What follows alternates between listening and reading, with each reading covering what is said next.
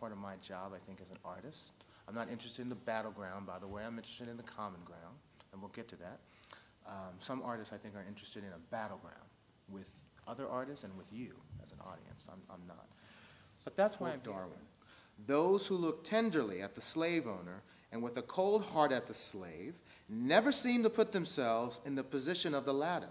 It makes one's blood boil, yet heart tremble, to think that we Englishmen and our American descendants, with their boastful cry of liberty, have been and are so guilty.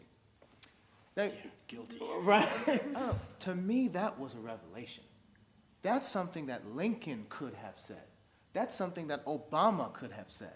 That's something that Martin Luther King and Martin Luther King Jr. could have said.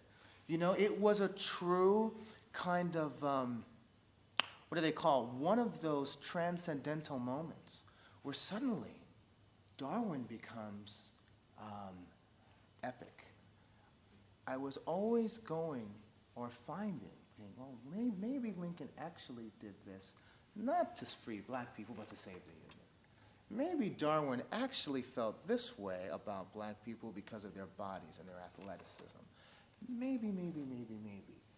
And suddenly, when I started getting into their personal lives, whoa, that the death of Anne, the death of Willie, the death of children, now I'm an adult, I'm a parent myself, wow.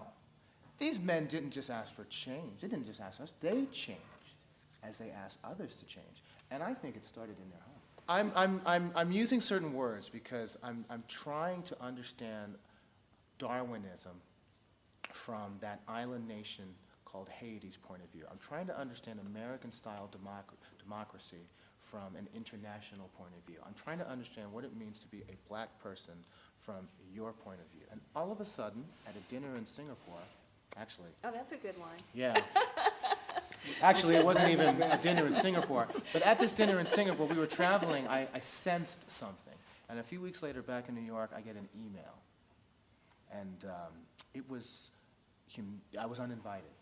I was actually asked, I was not going to be the composer for the work.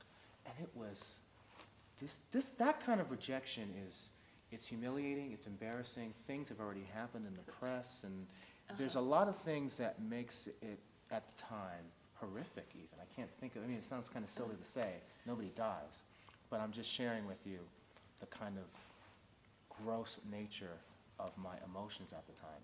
So I said, I think I can say this, fuck it. I'm going to do the piece anyway. I've done all this work. It's going to be a great piece on Lincoln. And I went even deeper into Lincoln's life.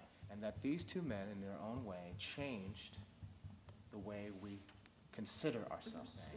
Now, how did they do it? It's the how that I'm interested in. Because that, to me, more than what they did, it's how they did it that I think we must struggle with. How are you going to present yourself when you have to be sitting right here? Your education is not a passive act. It's edge of the chair. It's an active act, right? You have to take control of it.